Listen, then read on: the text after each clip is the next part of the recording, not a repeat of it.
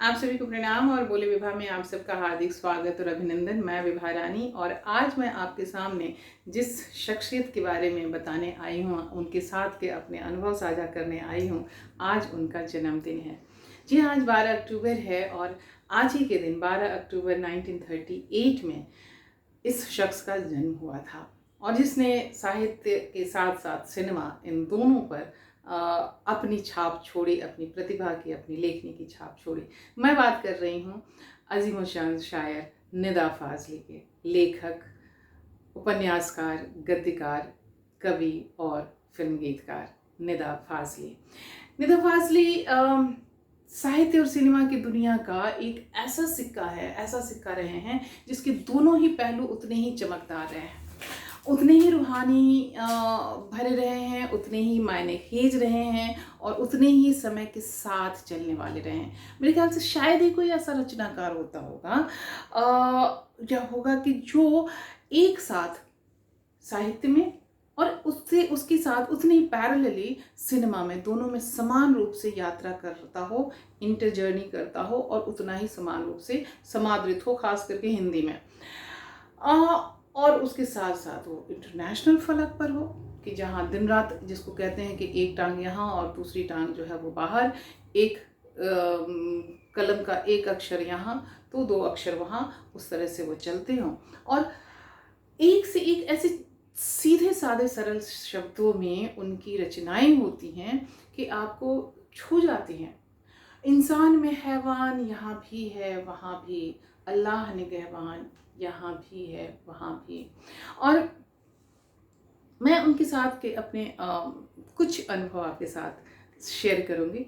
वैसे मेरा ये बड़ा अजीब सा दुर्भाग्य कह लीजिए, सहयोग कह लीजिए, जो कुछ भी कह लीजिए, कि जो एक अनौपचारिक बैठक, गप्पाजी और बातचीत का जो एक सिलसिला रहता है, मेरे नसीब में वो नहीं आया। ना साहित्यकारों के साथ, ना लेखकों के साथ, ना कवियों के साथ, ना फिल्म वालों के साथ, ना थिएटर वालों के साथ। लेकिन जिनसे जो जो मिला, जब जब जितना जो जो मिला, उसी को हम अपना समझ करके और अपनी थाती समझ करके उसको हमने सहेज लिया। तो निदा साहब से मेरी मुलाकात मुंबई आने की बात हुई और जब मुलाकात हुई और उनसे बातचीत हुई तो उनकी नज़र में ये था कि उन्होंने कुछ समझ लिया होगा कि मैं किस माटी की बनी हुई हूँ। और हमारी फ़ोन पर जो है मुलाकातें कम और फ़ोन पर ज़्यादा बातें होती थी। और उनका ये कहना था, जो मेरे लिए थाती है, कि बहुत कम महिलाओं में साहित्य, तहज़ीब, कला, लोक आदि की सलाहियत मिलती है और आप में वो है, इसलिए मुझे आपसे बात करना अच्छा लगता है। मतलब ये बातें जो है वो ऐसा दिल को छू गई थी मुझे कि हम उनके उस समय से हमेशा लगता था कि जब भी मुझे कोई मुश्किल होती थी या जब भी मुझे कुछ डिस्कस करना होता था, कुछ जानकारी लेनी होती थी, तो मैं उन्हें फ़ोन करती थी और मैं उनसे पूछती थी कि निदा साहब ये कैसे क्या हो सकता है। किसी साहित्यकार पर बात करनी हो, रिलीजन पर बात करनी हो, हिंदुइज़्म पर बात करनी हो, इस्लाम पर बात करनी हो, किसी देश के बारे में बात करनी हो, कहीं पर भी किसी सूरदास पर बात करनी हो, फिल्म में किसी पर बात करनी हो, किसी पर भी बात करनी हो, मुझे लगता था जैसे कि पूरी दुनिया का की जानकारी, पूरी दुनिया का ज्ञान उनके पास है। धीरे धीरे हम लोग जाहिर है बहुत फॉर्मल, कोई भी मुलाकात फॉर्मल मुलाकात शुरू होती है और धीरे धीरे वो इनफॉर्मल बनती जाती है। और हम किसी भी समय में जब भी जैसे भी होता था, हम उन्हें फ़ोन खड़का देते थे, निदा साहब आपसे कुछ बात कर सकते हैं। और वो अगर वो समय फ्री होते थे तो हमें बिल्कुल, और फिर घंटों हमारी बातचीत होती थी। मैंने अपने दफ्तर में, हमारे दफ्तर में बहुत सारे कवि सम्मेलन होते थे और कवि सम्मेलन हो, मुझे ऑर्गेनाइज करना हो और उसमें निदा साहब ना हो तो लगता था कि कवि सम्मेलन तो पूरा हुआ ही नहीं। और वो हमने कई बार उनको बुलाया, जब जब मेरे ख्याल से जब जब हुआ कवि सम्मेलन तब तब हमने उनको आमंत्रित किया था। और वो बगैर इस बात की खोज पूछ किए हुए, छानबीन किए हुए कि हम उन्हें क्या देने वाले हैं, नहीं देने वाले हैं, वो सीधा कह देते थे कि हाँ मैं आ रहा हूँ, मैं आऊँगा। और वो ये कहते थे कि मैं इसलिए नहीं आ रहा हूँ कि आपका दफ्तर बहुत बड़ा है और ये है वो है, मैं इसलिए आ रहा हूँ क्योंकि आप कह रही हैं, आपने बुलाया है। और यही बात मुझे अभी जनवरी फरवरी 2020 में जब हम किसी कार्यक्रम में थे तो वहाँ SNDT यूनिवर्सिटी की प्रोफेसर हैं डॉक्टर वंदना सिंह, उन्होंने मुझसे बातचीत करने के क्रम में उन्होंने कहा कि मैं आपको बहुत पहले से जानती हूँ। हमने कहा अच्छा कैसे?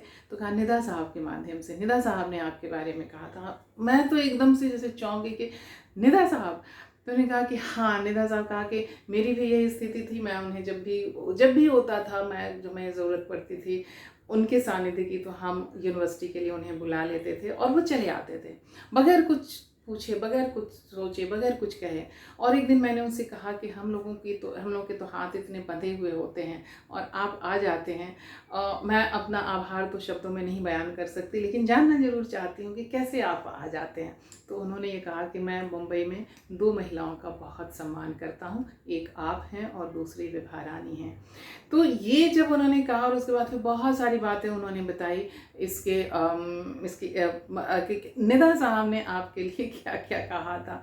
मुझे लगा कि काश आज निदा साहब होते तो मैं जा कर के उनको कहती कि निदा साहब, आपने जिन लबों से इतने अच्छे अल्फाज मेरे लिए कहे हैं, मुझे उन लबों को छूने की इजाज़त दीजिए।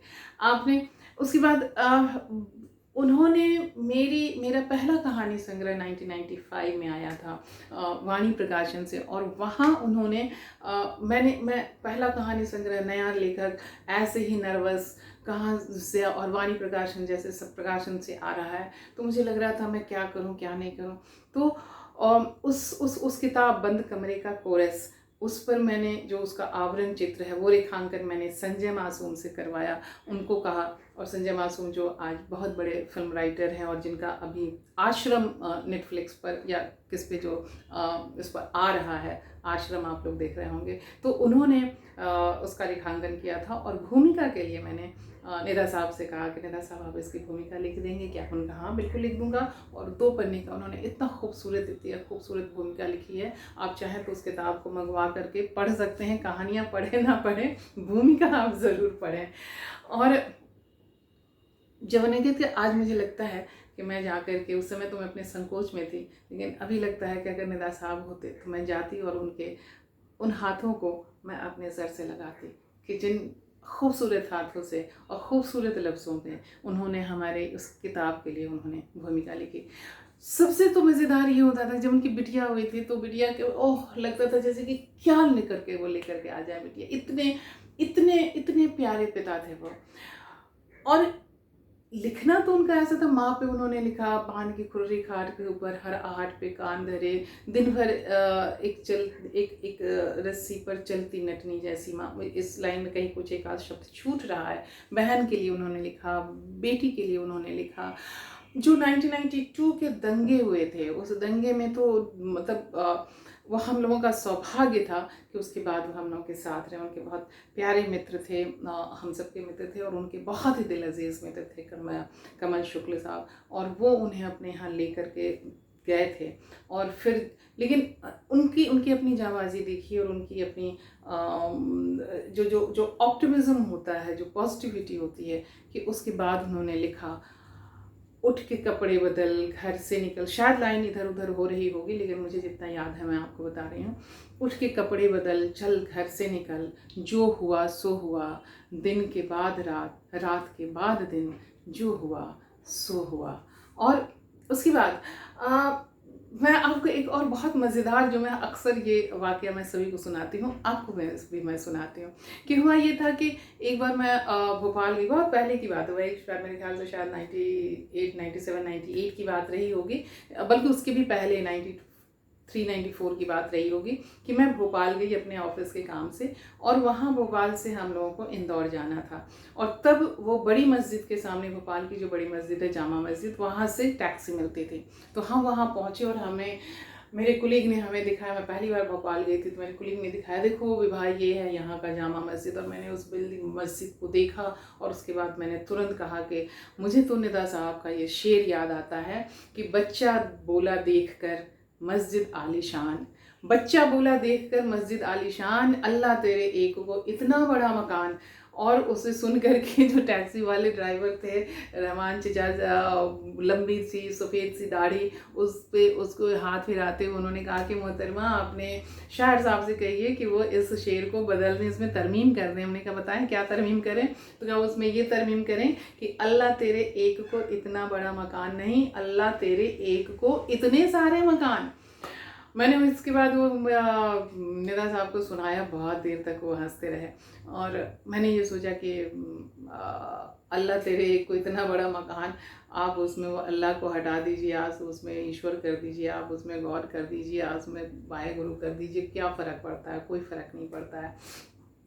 और इस तरीके से जो है वो हम सभी के बीच में अपने दोस्तों के लिए तो इतने दिल अजीज़ थे कि दोस्तों की जो महफिलें बैठती थी तो उनका बड़े संयत तरीके से वो सारी बातें, उनको कभी किसी ने बहकते हुए नहीं देखा, उनको बहुत ही संयत तरीके से, और इतनी जानकारी उनके पास होती थी कि उस जानकारी से हम लोग बिल्कुल अभिभूत और चकित रहते थे कि एक इंसान के अंदर इतना नॉलेज है। और मजाकिया भी वो बड़े बड़े थे। उन्होंने हमेशा कहते थे कि मैं कवि सम्मेलनों में कविता सुनाने के पैसे नहीं लेता हूँ, मैं कविता सुनने के पैसे लेता हूँ, क्योंकि आप तो जानती हैं कि आजकल कवि सम्मेलनों का क्या हाल है। और जब भी हम मिले और लेकिन संजोग के 2016 में, फरवरी 2016 में वो हमसे बिछुड़ गए। ढेर सारी उनकी किताबें हैं, ढेर सारे सम्मान हैं, साहित्य अकादमी से लेकर के भारत सरकार का पद्मश्री तक।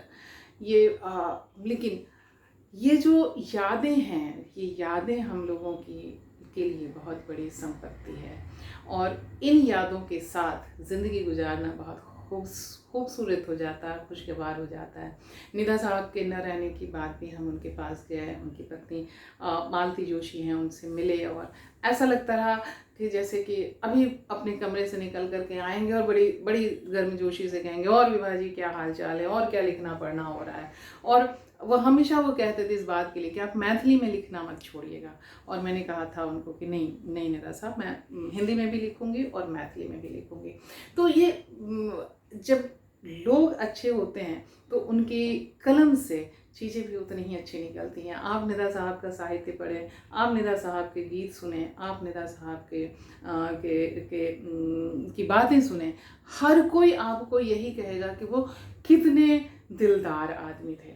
आज के इस दिन पे हम उनको बहुत सारा अपना प्यार देते हैं। निदा साहब आप जहाँ भी हैं, हमारा प्यार कबूल कीजिए, हमारा और हमारे लिए आपने जो कहा वो हमारी खाती है।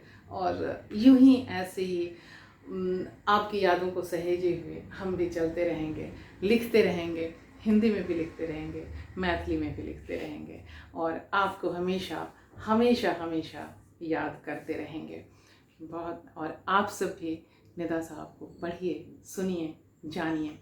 बहुत बहुत धन्यवाद, नमस्कार, शब्बा खैर। अपना ख्याल रखिएगा, क्योंकि आप हैं तो हम हैं।